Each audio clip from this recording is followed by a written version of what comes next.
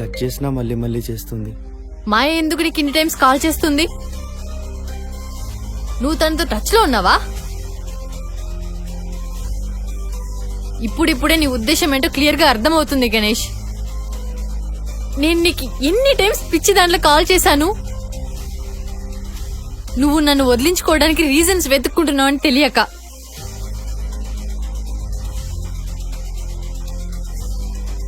తెలియకుండా ఓవర్గా మాట్లాడకాయరా.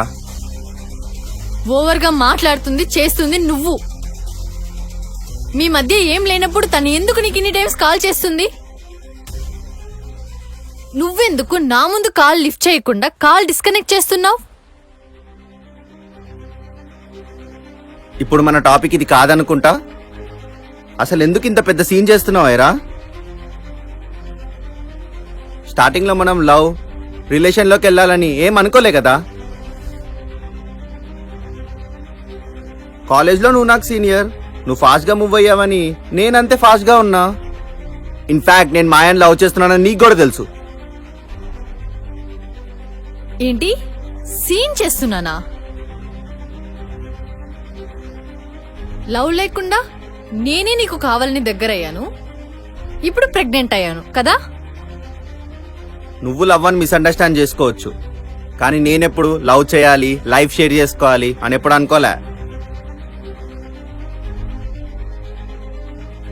హో, నాతో రిలేషన్షిప్ మాత్రం వద్దు, నా బాడీ మాత్రం కావాలి. అది ఇప్పుడు బోర్ కొట్టేసింది.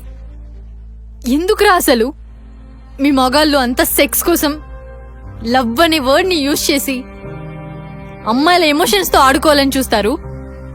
చాలా ఎక్స్ట్రాలు మాట్లాడుతుంది. ప్రేమ అనే ట్యాగ్ లైన్ తగిలేస్తే చాలు అన్ని ఫ్రీగా చేయొచ్చనేగా. ఇప్పటి వరకు తను నీతో మాట్లాడలేదు కనుక నాతో ఉన్నావు, నన్ను ఫిజికల్ గా యూజ్ చేసుకున్నావు.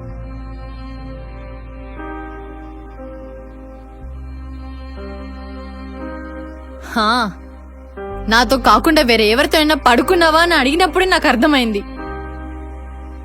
ఇన్ని రోజులు నువ్వు నాపై చూపించిన కేర్, అఫెక్షన్ అంతా ఫేక్ అని.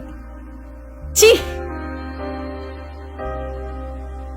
నీలాంటి వాడికంటే డైరెక్ట్ గా సెక్స్ చేస్తావా అనే వాళ్ళే కొంచెమైనా నిజాయితీగా ఉంటారేమో. ఆ బొక్కలే. నిన్ను నమ్మినందుకు నాకు గట్టిగా బుద్ధి చెప్పావు.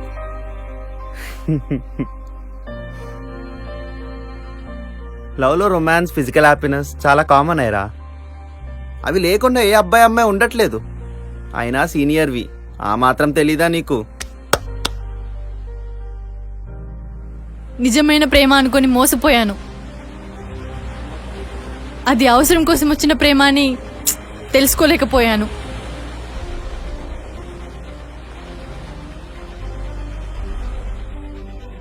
ఒకరోజు తప్పకుండా వస్తుంది గణేష్. వస్తుందిలే. చెట్టు కొమ్మ నుంచి ఆకులు ఎలా రాలిపోయి గాలి దాన్ని దూరంగా తీసుకెళ్లిపోతుందో మధ్యలో వచ్చింది. ఒకరోజు నిన్ను వదిలి వెళ్ళినప్పుడు ఆ రోజు నీకు అర్థమవుతుంది నేను పడుతున్న వేదన. నా మనసు పడ్డ బాధ నిన్ను ఊరికే వదలదు గణేష్. నువ్వు చేసిన గాయానికి ఒకరోజు తప్పకుండా శిక్ష పడుతుంది. ఆ రోజు నీకోసం ఏడ్చే వాళ్ళు కూడా ఎవ్వరుండరు.